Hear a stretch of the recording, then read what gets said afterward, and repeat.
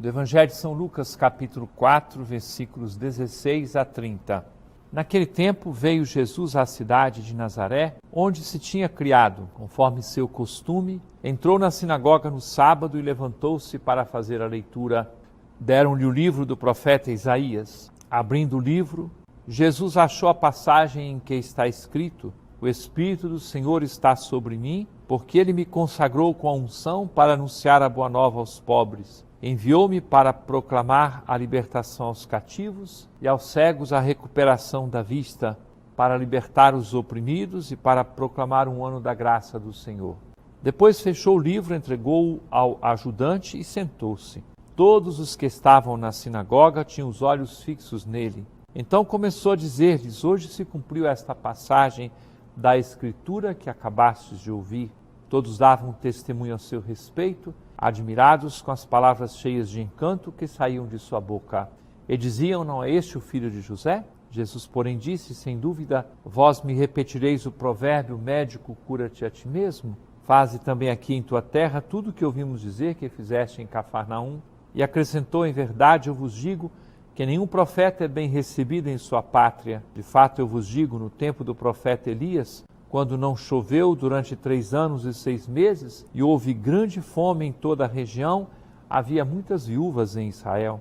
No entanto, a nenhuma delas foi enviado Elias, a não ser a uma viúva que vivia em Sarepta, na Sidônia.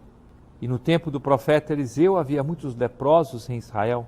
Contudo, nenhum deles foi curado, mas sim Naamã, o sírio. Quando ouviram estas palavras de Jesus, todos na sinagoga ficaram furiosos. Levantaram-se e o expulsaram da cidade. Levaram-no até o alto do monte sobre o qual a cidade estava construída, com a intenção de lançá-lo no precipício.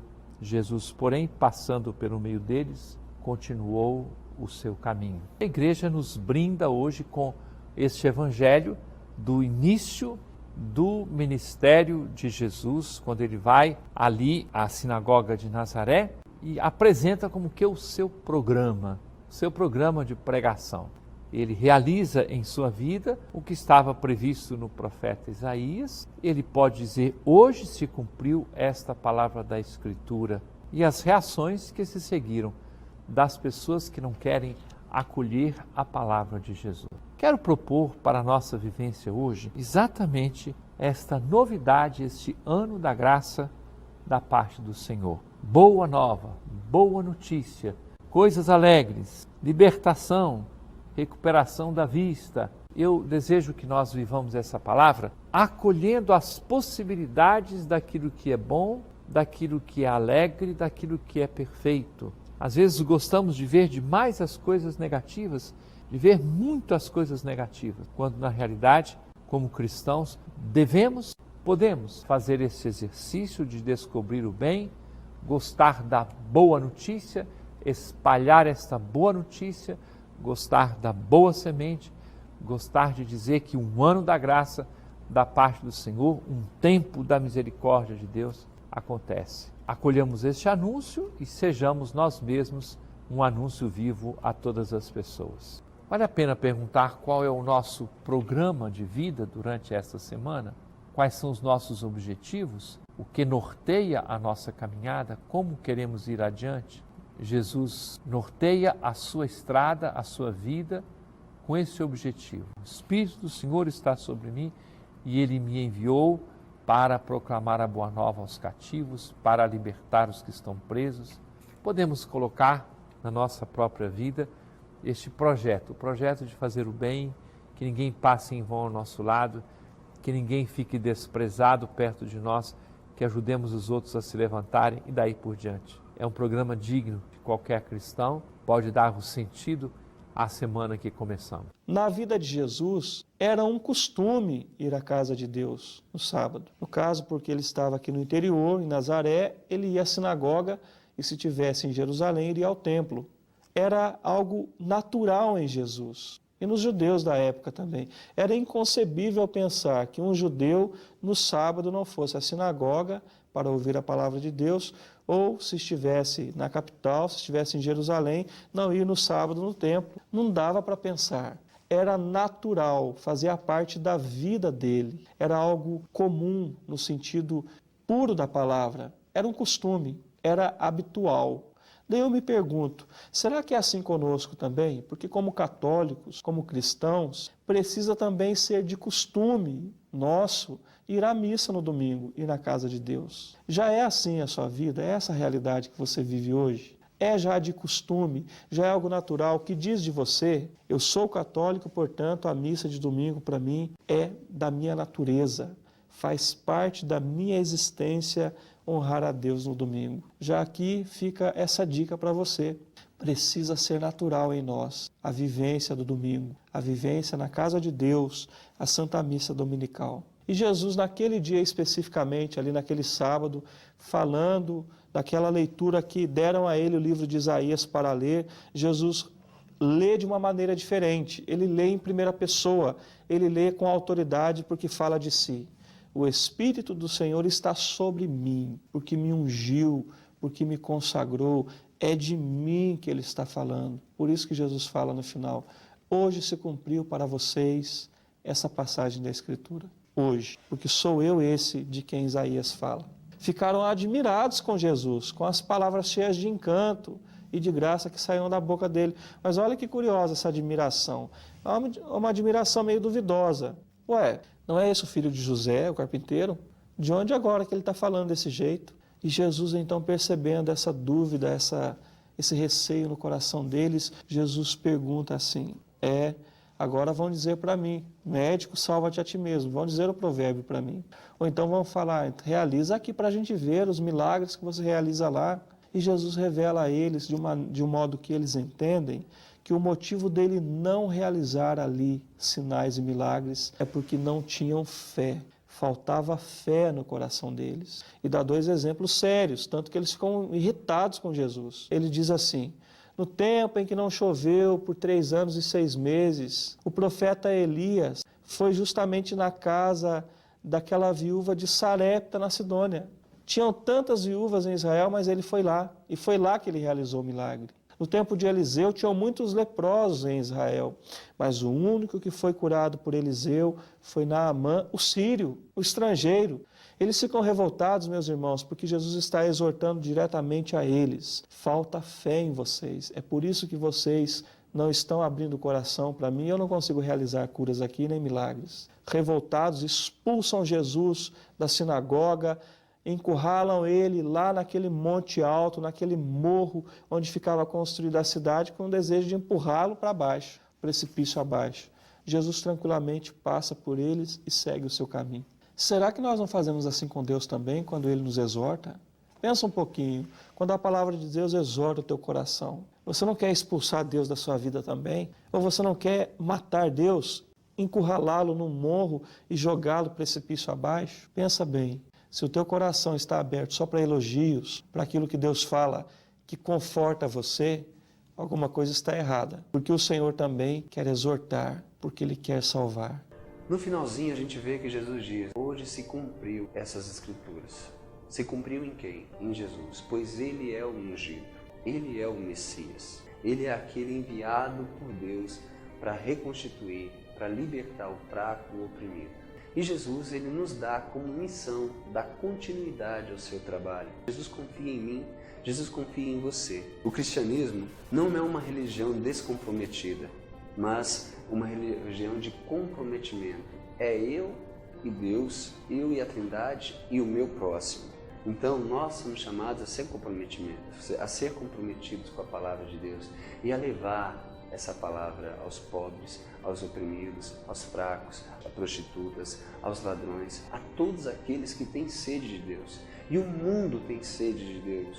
O mundo inteiro deseja Deus. Hoje, se nós encontramos diante dos nossos olhos prostitutas, se nós vemos jovens se perdendo nas drogas, nas bebidas, como a gente vê nas ruas, esses jovens não buscam outra coisa a não ser a felicidade. E se nós, que somos cristãos, que também somos ungidos pelo Espírito Santo no dia do nosso batismo, não assumirmos a nossa condição, nosso papel de anunciadores, de evangelizadores, o diabo destruirá essas pessoas. Então nós temos uma responsabilidade e um compromisso. palavra vem falar para cada um de nós que o Espírito do Senhor está sobre mim. E podemos perceber que nessa palavra 3 pontos muito importantes. Diante da proclamação da palavra que Jesus faz na sinagoga, o povo que reconhecia Jesus, sabendo de onde Jesus tinha vindo, de que família, a origem, quem realmente era Jesus, surgia dúvidas, surgia também aquele sentimento da rejeição. E mais um ponto interessante que nós podemos perceber no final do Evangelho, essa tentativa de homicídio. Porque a palavra fala para nós, em verdade vos digo que nenhum profeta é bem recebido em sua pátria. Nós podemos recordar aquele ditado muito conhecido, que nós sempre gostamos de falar, que casa de ferreiro, espeto de pau, vários ditados que nós falamos e muitas vezes nós não acreditamos nas pessoas próximas. Porque essa pátria nós podemos dizer onde? Onde poderia ser essa pátria, né? Na nossa casa, na nossa família, na nossa comunidade, na nossa cidade. E muitas vezes Deus não realiza milagres nas nossas vidas através dessas pessoas que nós conhecemos, que estão próximos. Porque nós ficamos olhando para as fraquezas, para as misérias, para as limitações das pessoas. E esquecemos muitas vezes que a palavra que sai da boca de um desses filhos que são escolhidos por Deus é conduzido pelo Espírito Santo. Porque a palavra que sai da boca é inspirada pelo Espírito Santo. O Espírito do Senhor está sobre mim, pois me ungiu para anunciar a boa nova aos pobres, para aqueles que necessitam. Todos nós, enquanto batizados, nós temos essa graça do Espírito Santo habitar em nós e sobre nós. Ele nos conduz a cada dia, a cada momento da nossa vida. Então essa palavra já se encaixa para cada um de nós. Não dá para fugir. Não dá para dizer que não, porque o Espírito do Senhor está sobre mim, sobre você, sobre cada um de nós. E o principal foco de tudo isso é nós olharmos para aqueles que mais necessitam. Jesus não veio para curar aqueles que já estavam sarados, aqueles que não precisavam de um médico, mas veio para aqueles necessitados, para os pobres, para os enfermos, para os miseráveis, para as prostitutas, para aqueles que passam fome, que moram nas ruas. Jesus veio para esses, para aqueles que são colocados de lado, muitas vezes por mim e por você. Aqueles que são colocados de lado, por aqueles que se sentem um pouco mais do que o outro. É preciso que nós olhemos nos olhos do outro e coloquemos dignidade no olhar das pessoas. Hoje em dia, a nossa cultura tem sido de descartar o outro. O outro não me é necessário. Somente naquele momento que eu preciso dele. Quando eu preciso dele, o outro é importante. Depois, eu coloco ele de lado. É como um copo que eu vou lá, tomo uma água, amasso e jogo fora. A humanidade se tornou isso. E é preciso que nós, enquanto cristãos, enquanto aqueles que meditam a palavra, que olham para aquilo que Jesus quer nos dizer nesse dia, que a gente seja diferente. Que a gente vá contra tudo isso, contra toda essa maré que nos diz o que nós devemos fazer e nos coloca numa posição de descarta o outro que não te importa, vai tirando da sua frente, vai limpando o seu caminho, vai abrindo o caminho para você passar. Não, a gente não pode trilhar sozinho na nossa vida. A gente não pode trilhar sozinho. A gente precisa do outro. A gente precisa erguer o outro que está na miséria para caminhar junto conosco. Esse foi o ensinamento que Jesus nos trouxe. Olhar para aqueles que necessitam de uma palavra, necessitam de alimento, necessitam de tantas situações que hoje em dia levam à depressão, levam a tantas doenças que são motivadas pela carência de afeto, carência do amor. Que hoje nós possamos ser canal dessa graça, que a gente possa olhar para aquelas pessoas que estão à nossa volta, quando a gente andar nas ruas, quando a gente estiver passando em alguma situação, lembrar dessa palavra que Jesus nos mostra hoje, desse ensinamento. O Espírito do Senhor está sobre mim. O Espírito Santo, assim como ele ungiu Nossa Senhora, ungiu Maria, naquele momento para ela conceber Jesus, o Espírito Santo está em nós concebendo Jesus, concebendo vida, verdade e caminho para nós nesse dia. E também para aqueles que nós encontramos. Sejamos o canal em que o Espírito Santo vai agir através para o outro. Possamos abrir o nosso olhar para essa realidade, principalmente o nosso coração. Nós estamos no capítulo 4 do Evangelho de Lucas. O capítulo 4 começa com as tentações de Jesus. Em seguida, Jesus é levado pelo Espírito a Nazaré, que é essa passagem de agora. Lá diz que ele, cheio do Espírito, ele foi para a sinagoga. E chega ali, nas sinagogas, se costumava, vamos supor que isso aqui seja uma sinagoga, né? Porque lá em Jerusalém existia o templo. O lugar do templo é onde se oferecia o sacrifício. Era lá que os animais eram oferecidos em expiação. Era oferecido a Deus em expiação dos pecados de todo o povo. Mas nas sinagogas, não. A sinagoga era o lugar do ensino. Ela surgiu no século II, quando os judeus foram para a diáspora. Aí elas começaram a surgir, as sinagogas, nos lugares aonde os judeus se encontravam, fora ali da região da Palestina, em Israel. Então lá se ensinava a palavra, e lá as crianças também, elas eram introduzidas também na leitura da Torá e tudo mais. E é justamente nesse lugar, aonde tinha um homem que ficava tomando conta ali da sinagoga, ele sempre pediu que uma pessoa viesse e fizesse a leitura. Então veja, vamos imaginar que Jesus estava ali no meio, estava mesmo, sentado lá no fundo, como aquele senhor que está ali. De repente ele é convidado. Jesus vem, abre o rolo, lê essa passagem do profeta Isaías, que é Isaías 61. O Espírito do Senhor repousa sobre mim. Ele vai falando. Depois ele fecha o rolo. Aí ele diz assim: hoje se cumpriu tudo isso que está escrito aqui. Vocês veem que a leitura estavam todos olhando para Jesus e admirados com as palavras que saíam da boca dele. Mas interessante, eles dizem assim: não é este o filho de José? E imediatamente, quando o povo fala, não é este o filho de José? Olha o que é que Jesus fala: sem dúvida, vós me repetireis o provérbio, médico, cura a ti mesmo. Faze também aqui em tua terra tudo o que ouvimos dizer que fizeste em Cafarnaum. Jesus dá uma repreensão. Mas se o pessoal está dizendo assim, não é este o filho de José? Esse filho de José, ele está dizendo que tudo aquilo que os profetas falaram no decorrer dos anos está se cumprindo nele. Nós vimos ele crescendo e agora ele aparece agora dizendo que ele é o profeta esperado por todos, o Messias esperado. Esse homem é um doido. Eu até brinquei de manhã, né? Dizia assim: imagine se eu chegasse agora e dissesse assim para vocês: tem uma coisa para contar para vocês. Vocês vão ficar tudo assim: o que será?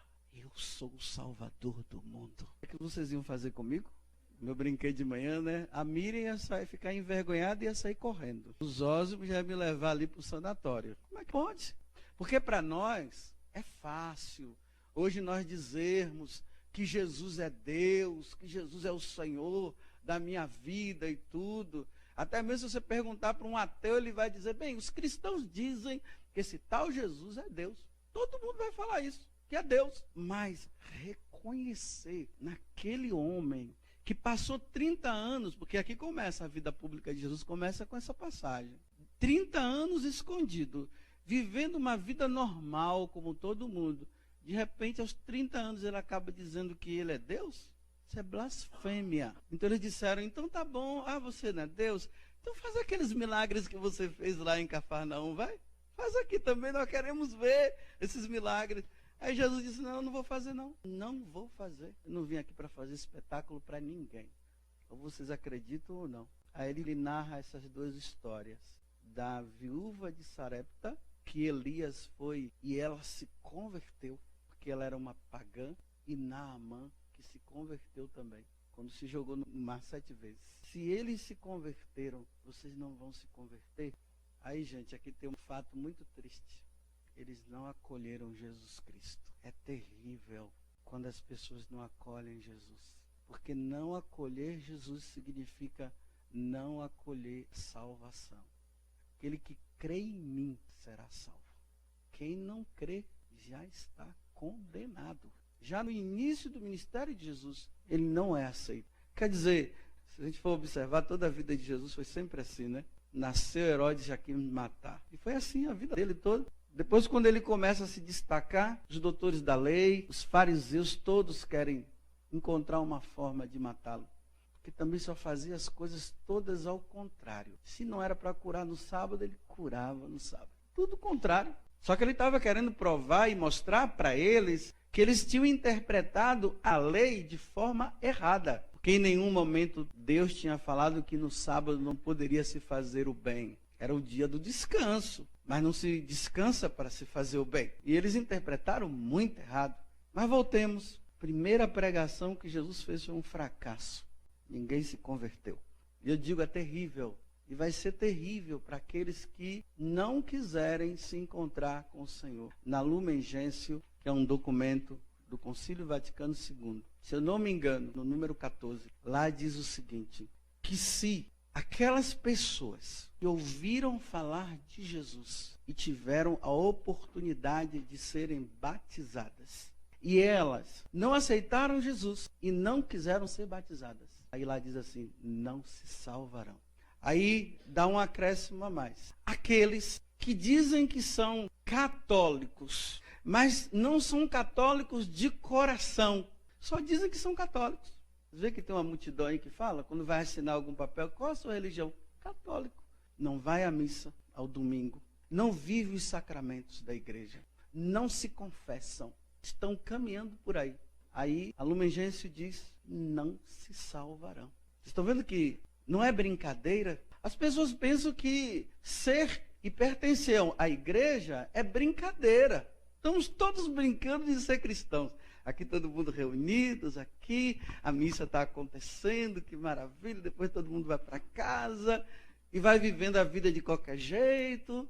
Não, o cristianismo é uma coisa muito séria, gente. Jesus, ele veio, foi para salvar o homem que estava na sujeira do pecado, o homem que estava afastado de Deus, que não queria saber de Deus, os homens que estavam criando os seus próprios deuses. Então Jesus agora vem revelar a cara, desculpa a expressão, mas a cara do Pai.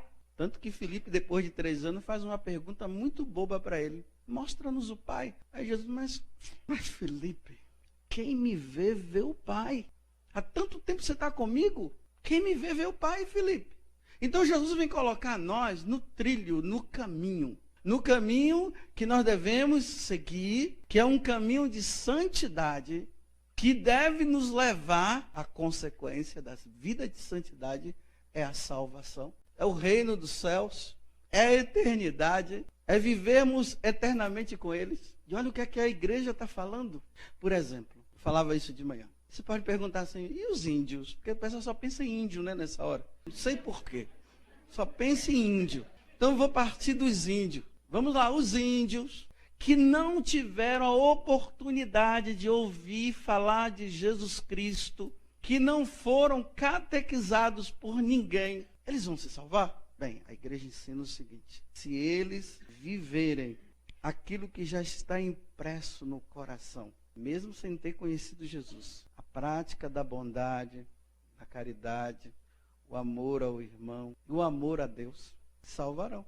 Deus vai usar da sua misericórdia. Mas aqui a igreja está falando daqueles que tiveram a oportunidade, viram, ouviram, negaram, deixaram tudo para trás. Disseram, não quero saber. Taparam os ouvidos. Vocês estão vendo como a sociedade de hoje não está caminhando. De um modo geral, a sociedade não está caminhando para a salvação, mas está caminhando para a sua perdição. Mas onde é que deve ir? Primeiramente, Jesus deve ser anunciado. Deve ser anunciado por quem? Aqui eu vejo o seu carisma da sua comunidade, na família. Primeiramente, os pais devem ser aqueles que acolheram o anúncio da palavra, acolheram a salvação em Jesus Cristo, foram batizados, professam a fé em Jesus, e os filhos vêm e já começam desde a idade dessa daqui, quantos anos tem? 9 meses, e já está participando da missa com a mãe. E a mãe já está trazendo, já está inculcando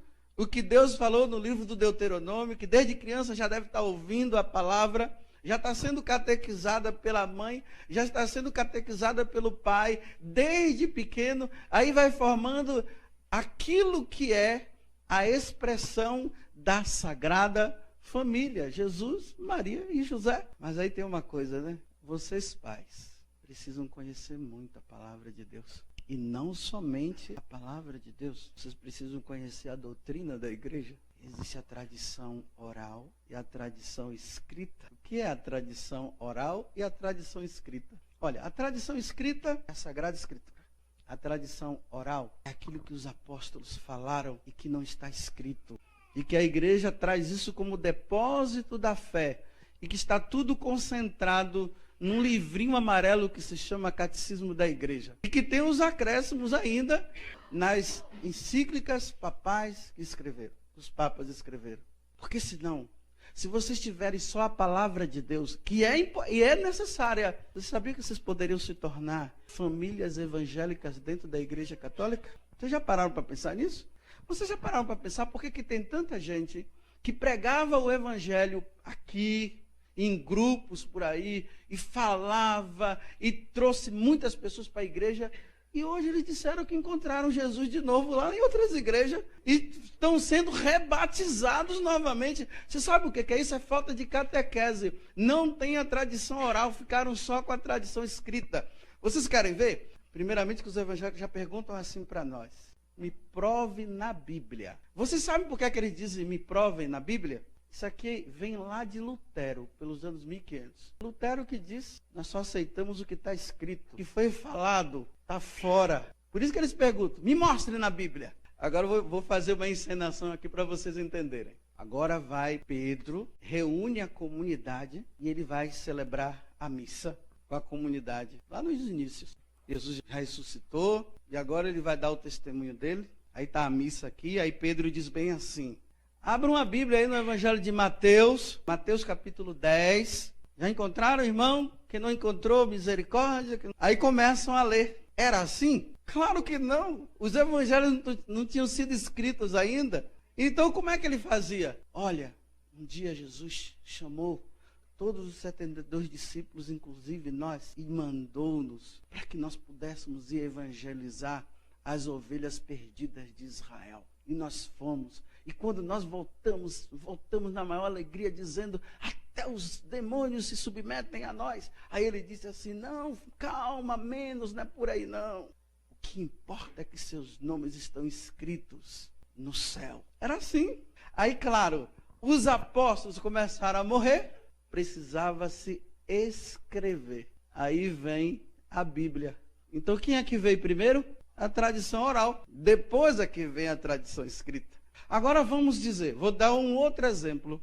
Eu cheguei hoje na casa do Ítalo, ali, aí tomamos uma sopa, comemos feijão, arroz, carne moída. Aí eu escrevi. Aí eu fui na casa do Ítalo no dia de São Gregório Magno. Aí entramos lá, estavam as filhas dele, a esposa, eu, Miriam, o Zósimo, tudo escrevi, está tudo escrito aqui. Tomamos a sopa e tal. Está escrito isso. Agora, tem coisas que não estão escritas e que eu falei. Por exemplo, no final, eu fui no banheiro. No final, a Miriam, as duas meninas chamaram a Miriam, elas entraram lá na sala. Depois eu saí e vim cá, me arrumei e fui ali para a capela. Agora, isso não está escrito, mas isso foi contado. É mentira? É isso que eles estão dizendo, que é mentira, porque não está escrito. Tem muitas coisas que não estão escritas, mas aqueles que vieram depois falaram, e é verdade. Aqui é a tradição oral. Aí eu estou dizendo para vocês que são famílias que são convidadas a dar um testemunho, porque vocês são convidados. Essa comunidade aqui, a Sagrada Família, ela não está sendo constituída por Deus para virem aqui e formar o grupinho para no final de semana ficarem comendo churrasco e fazendo festinhas aqui e acolá, e se achando os salvos, e tudo dentro de uma redoma, dizendo nossas famílias estão salvas, as de lá. Não é isso não. Vocês são convidados a darem testemunho para um mundo paganizado de famílias que se rejeitaram Jesus Cristo, que não conheceram o Senhor, e que com as atitudes, com a vida de vocês, com o conhecimento das duas tradições, da tradição oral e da tradição escrita, uma família fundamentada no Evangelho e na Igreja Católica, porque é sagrada, é comunidade católica, Sagrada Família, não tem outro nome, é católica. Então, se é católica, fundamentada nos ensinamentos da igreja, nas encíclicas papais que falam sobre a família como a Familiaris Consortio, e tem outra, Evangelho Vitae e tudo mais, que se fala.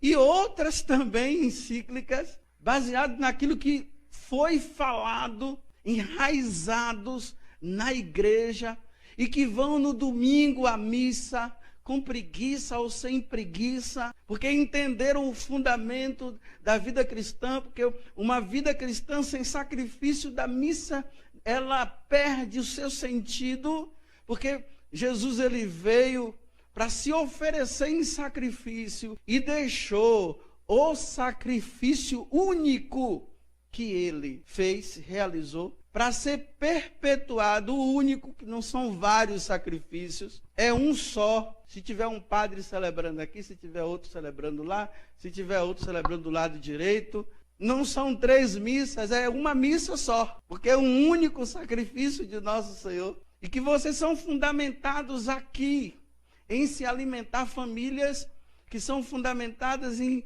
alimentar-se do corpo e do sangue do Senhor, que vive uma vida inteira voltada para Deus, formando aquilo que João Paulo II diz, igrejas domésticas, pequenos núcleos de famílias que têm Jesus como centro. E aqui eu não estou dizendo que é família tudo que fica aí só levitando para lá e para cá, não. São famílias normais, mas com a vida centrada em Deus, que educa os filhos para a vida, para o mundo sim, mas que vive num mundo de honestidade, onde a caridade é praticada. Essa criancinha que está aqui, os pais precisarão ensinar ele a dividir as coisas, saber que tem gente que precisa também, e que vai dar para os outros também, e que tem é para dar para o outro que não tem. Não é para acumular conhecimento, acumular bens e tudo mais. Não. Tanto que na bênção final do matrimônio, lá diz assim, que Deus abençoe os pobres que baterão na sua porta. Que eles irão te acolher na eternidade por vocês terem praticado o bem para eles. Famílias que dividem, não que retêm. Vocês estão entendendo? A missão que vocês são chamados. Vocês sabiam que a primeira missão de vocês não é sair pregando o evangelho aí com Bíblia na mão? Só basta, sabe o quê? Vocês irem na missa ao domingo e voltar para casa e cuidar da vida familiar. A igreja já vai bater palmas e dizer, é isso que nós queremos. Deixe eu viajar e ficar 15 dias fora. Eu não tenho mulher, não tenho filho, eu vou. Agora você, fique em casa, vai evangelizar em casa, vai. Vai rezar o terço juntos, em família. Vamos rezar. Vai o pai lá que chama, 30 anos de casado. Vamos lá, meu bem, chama os meninos, vamos lá. Pai nosso, um salve Maria. Vamos rezar aqui. Para os meninos saberem que nessa casa tem Deus. Deus existe nesta casa.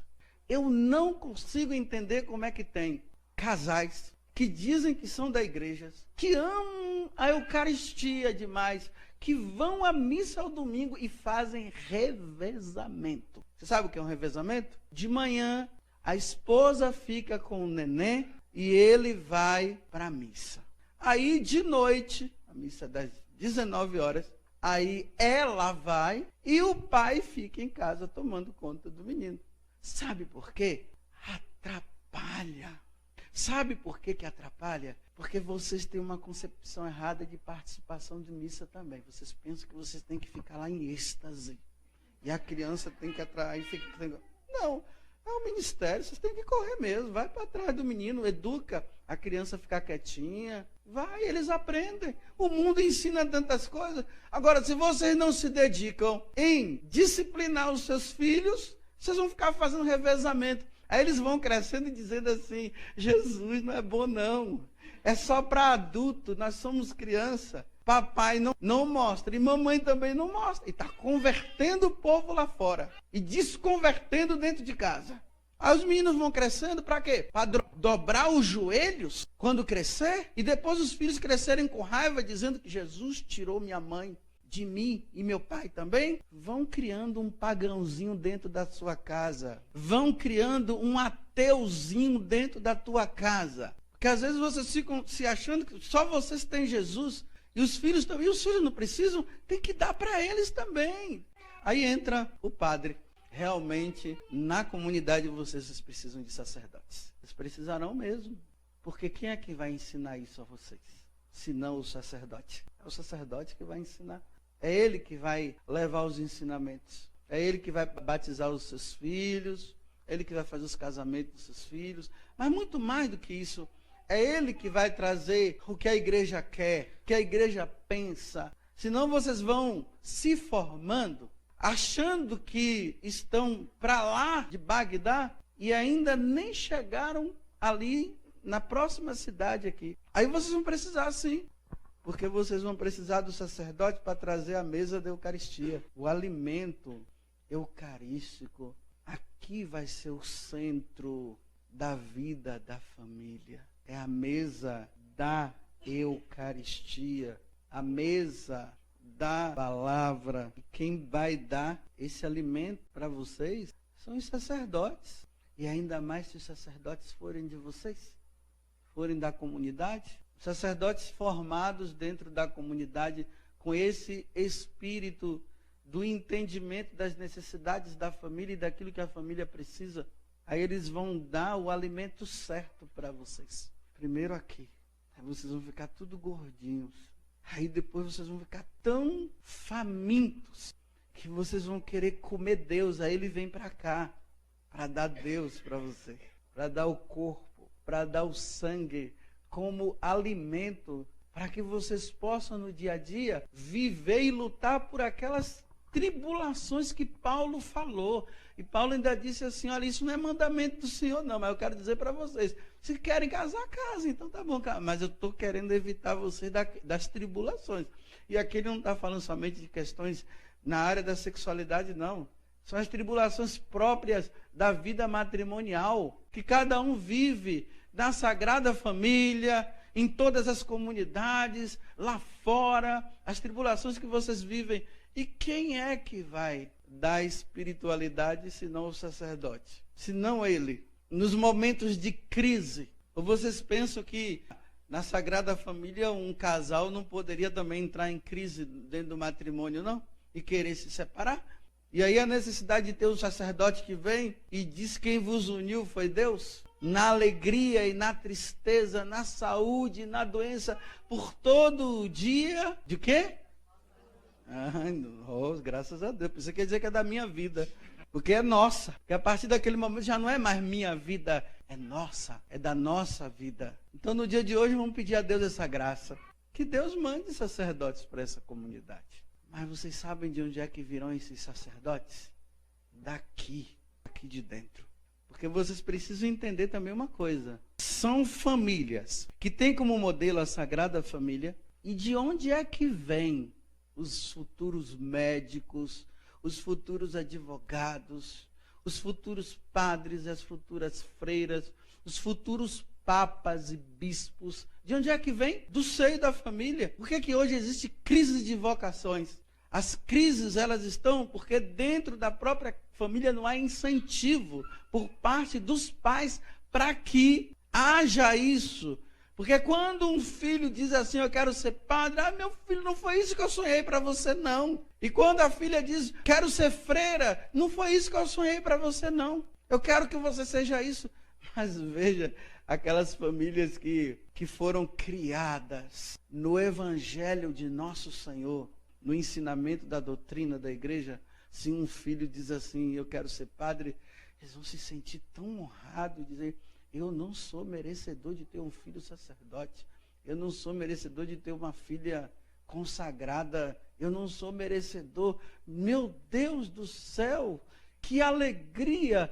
Aí vai causar até inveja entre famílias lá, porque vai dizer, na minha não teve nenhum. Aí vem as invejas santas, porque as famílias paganizadas não querem, não incentivam e dizem que são doidos. As famílias cristãs não. Aí vão formando aqui. E Deus vai se alegrando lá. Porque em Nazaré, eles não aceitaram Jesus. Mas na tua família, ele precisa ser o centro. Que Deus abençoe. E que esse projeto, que é o projeto de Deus, se perpetue até Jesus voltar. E vou dizer uma coisa. quanto mais dificuldades vocês tiverem, significa que é de Deus. Quanto mais tribulação vier, é de Deus. Porque Jesus, quando ele chama os seus seguidores, ele disse o seguinte: renuncie a si mesmo, pegue sua cruz e siga-me. Hoje as pessoas só querem seguir, não querem renunciar e não querem carregar a cruz. Então não tem seguimento de Cristo sem renúncia e sem cruz. Então se tem cruz e muita renúncia, então significa que está no caminho certo. Por isso que Santa Teresa disse: é por isso que você tem poucos amigos, porque tudo que você quer só é na dificuldade. Quando ela ia nos lugares, e tinha também outros santos que iam, pegavam lá tudo certinho. Eles diziam assim: tem alguma coisa errada, está tudo dando certo, então tem alguma coisa errada. Porque no cristianismo é quando dá errado é que é certo. Nossa, você é ótimo, Deus te abençoe.